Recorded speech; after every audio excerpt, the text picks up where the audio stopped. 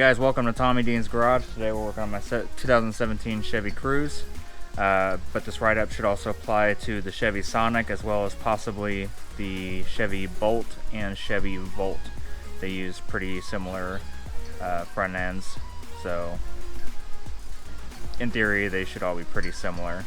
But brake systems are pretty generic, so most generally can be applied to all cars.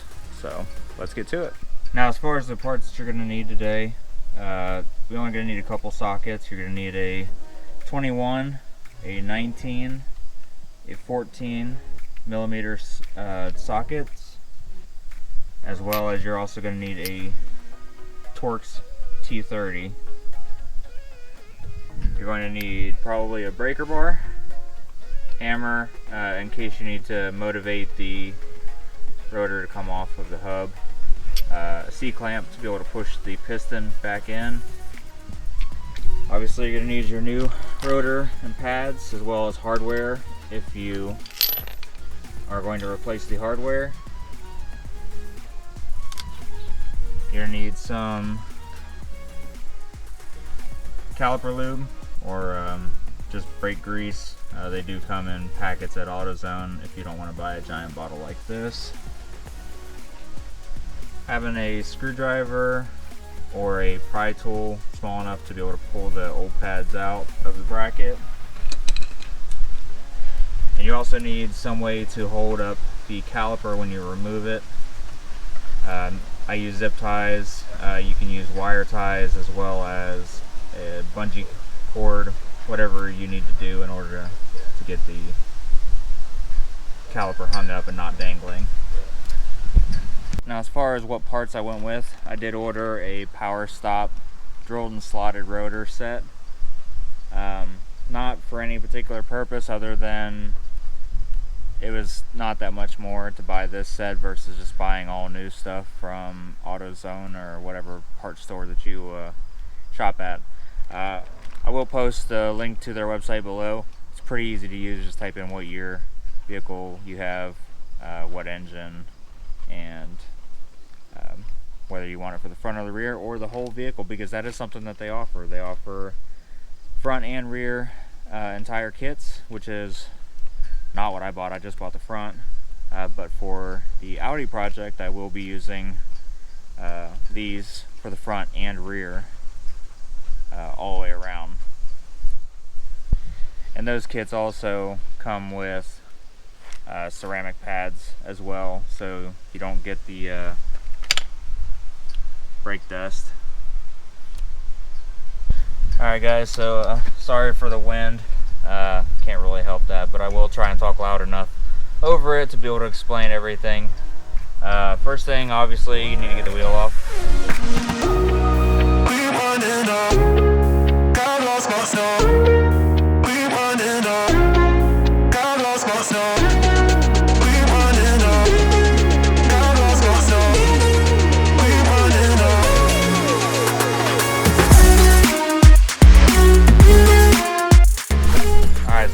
Your lug nuts off. Some vehicles, if you haven't had the wheel off in a long time, the wheels tend to oxidize and rust to the hubs, so sometimes you have to give them a little motivation in the form of a little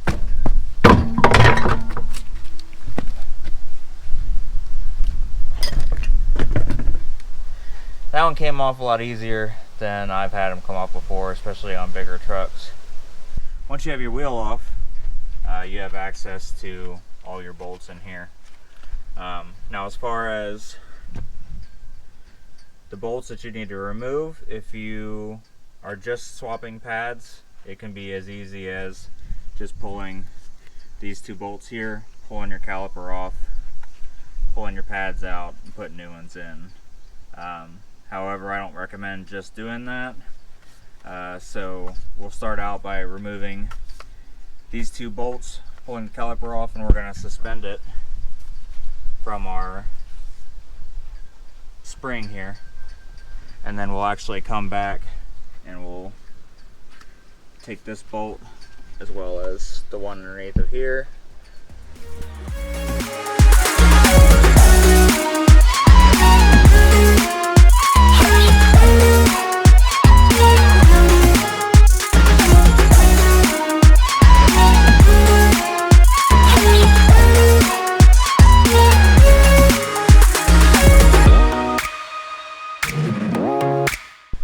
and as far as suspending your calipers, once you get it off of there,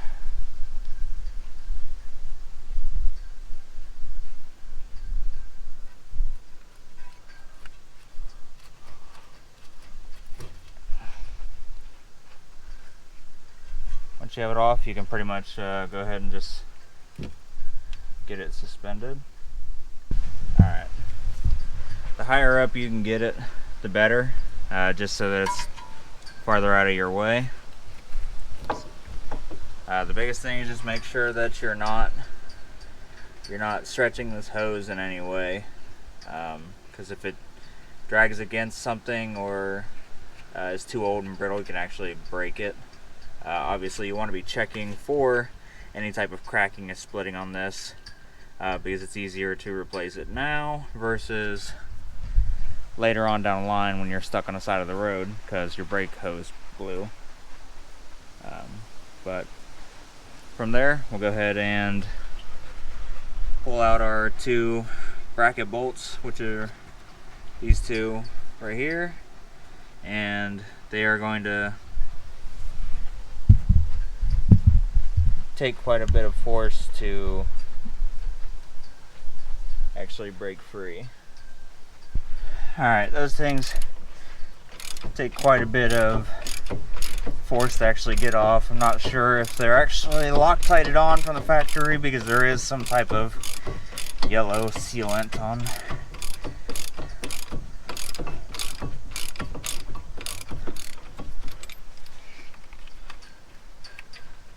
The back side of those bolts. I don't know if that's Loctite or I don't know what that is. Some type of thread sealer.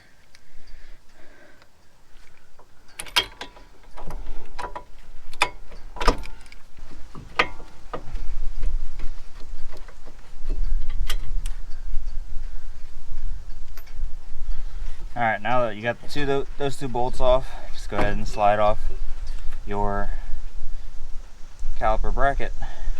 Now on this bracket, you've got these springs here. If you don't buy the hardware kit from one of the auto parts stores, make sure you hold on to these.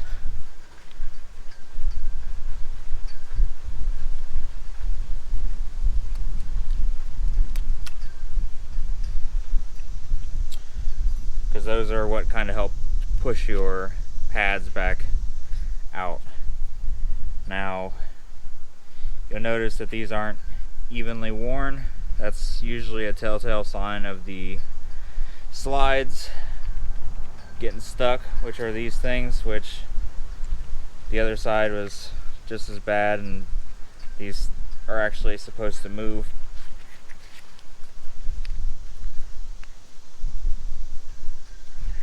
It's supposed to move free like that. These ones are pretty gummed up, so we'll clean those out. If you bought the hardware kits from the auto parts store,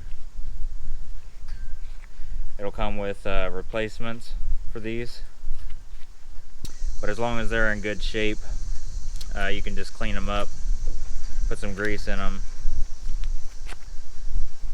call it a day.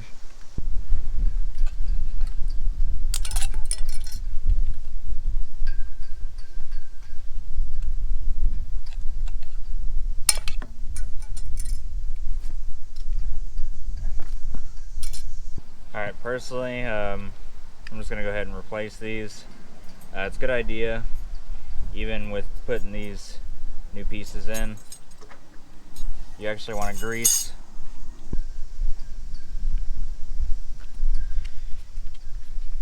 You actually want to grease inside the areas where this sits.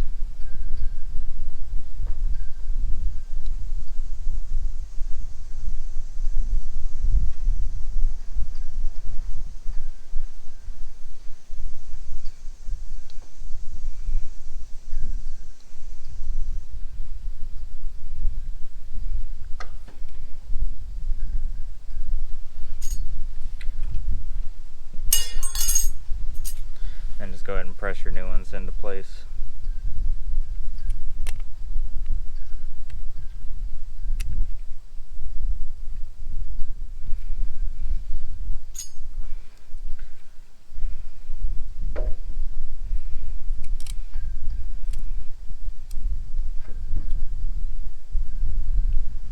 And then I also like to grease on the inside of these as well, just to keep them from binding up.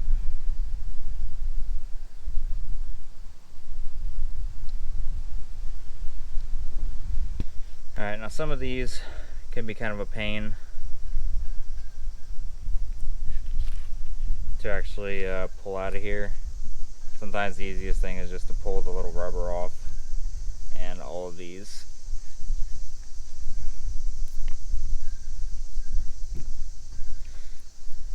you actually pull these slides out. And these, basically what these are just free floating pins that float in here, and they're ideally to float back and forth so that you can keep your pressure centered on the actual caliper so that you don't have the uneven wear. So you don't have the uneven wear issue like what this has, but clearly this one still did it even from the factory.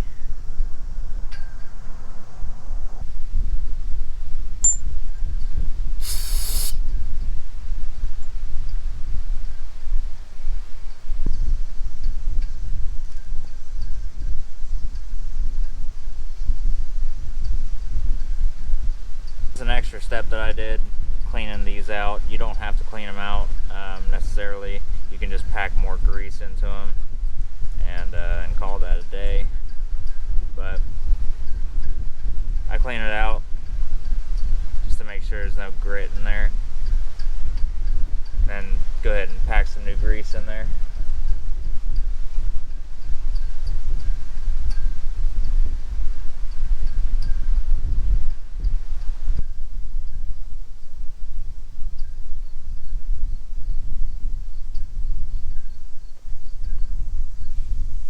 Once you get them all greased back up,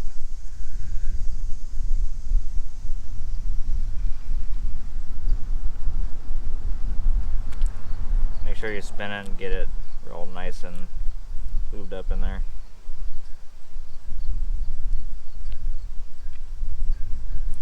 And then these ones are nice because you can just push them all the way down like this.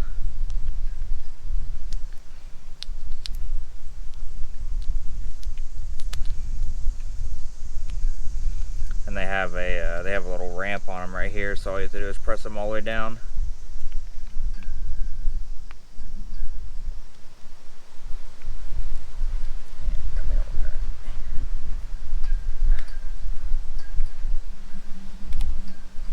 Now, usually they seat themselves. There we go.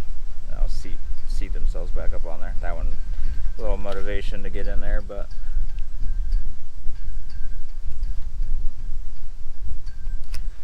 Alright, and then this can be put back on.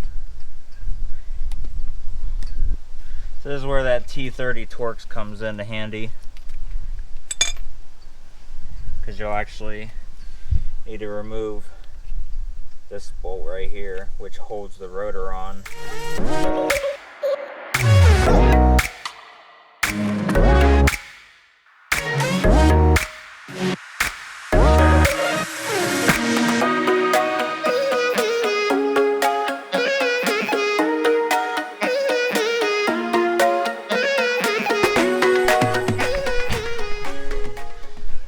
This is where you might need a sledgehammer, a little motivation to help it come off. This one was pretty easy, came off just by bumping it. And you can see, based on that backside, that pad wasn't really doing a whole lot.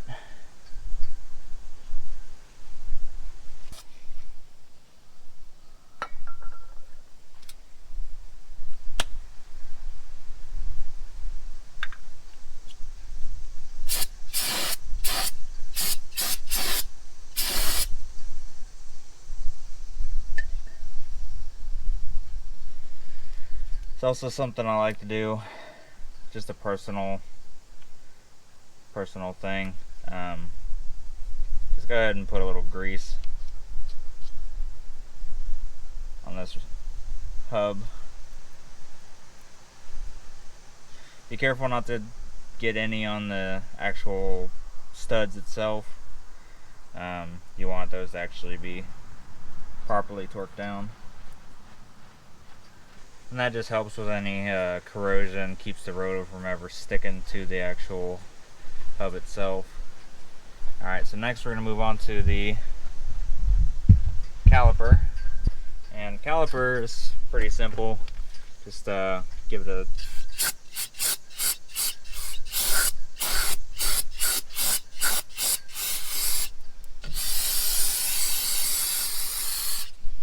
give it a hose down with some brake cleaner, and then you just want to push your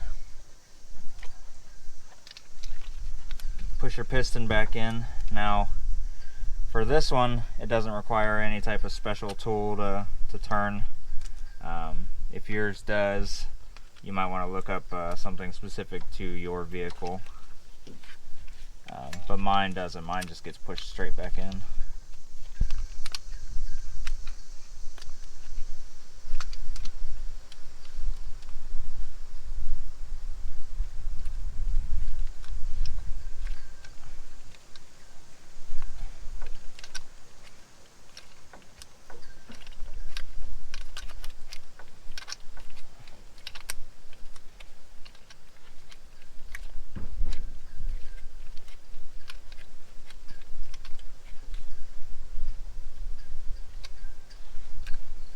That's it, just run it down. You don't want to force it down too much.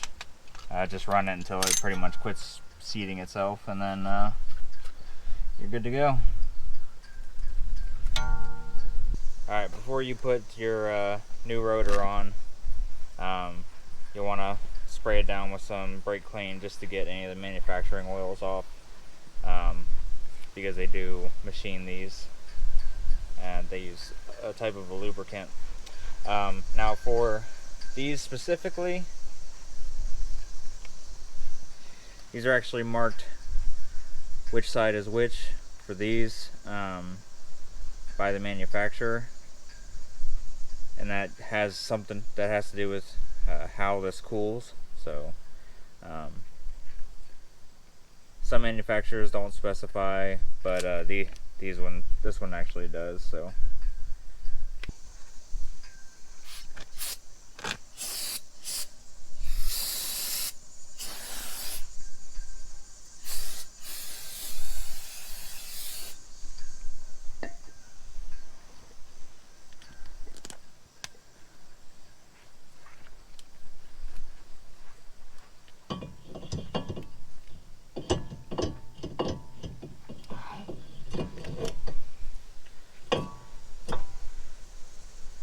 make sure you get your little alignment screw put back in, and tighten it down. If yours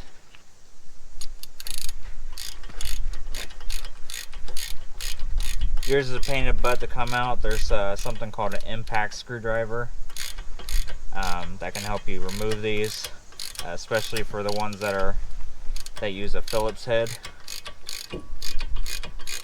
Those ones especially don't like to come out.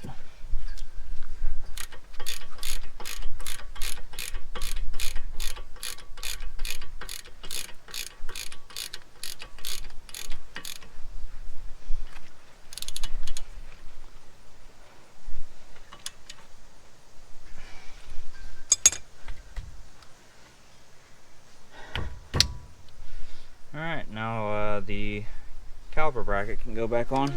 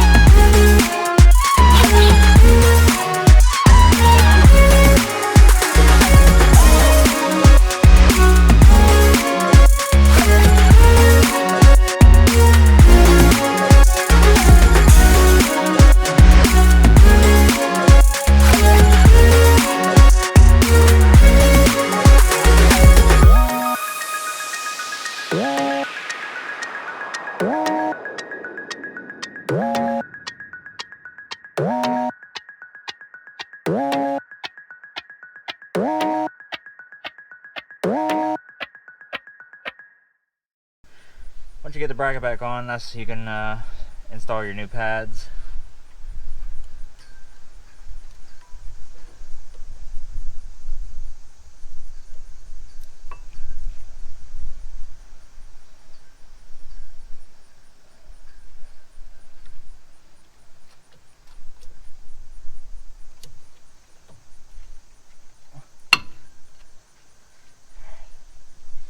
And now these kind of look like a pain in the butt to install, but they're really not.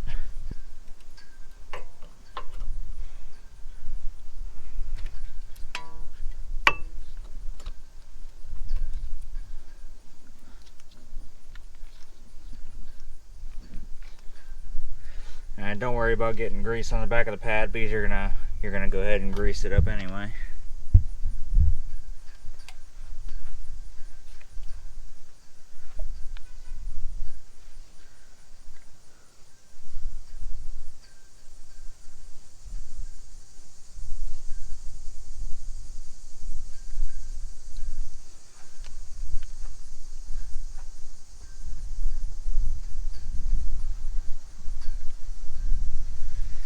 'Alright, then all you have to do is reinstall your caliper after we apply some grease to it.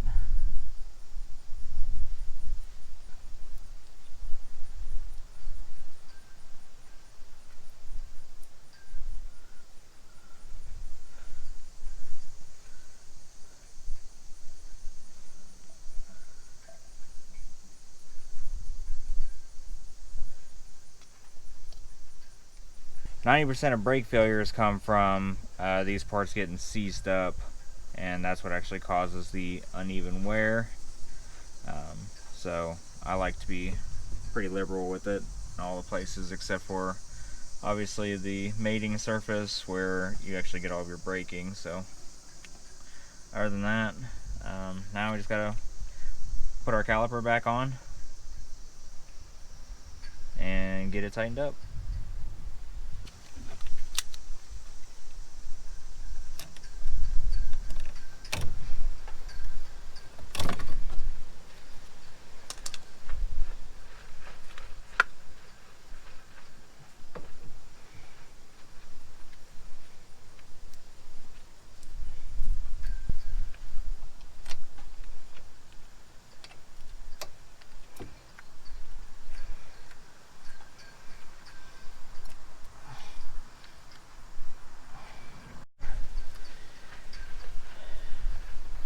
Alright, before you put the caliper back on, don't forget to put your springs back in.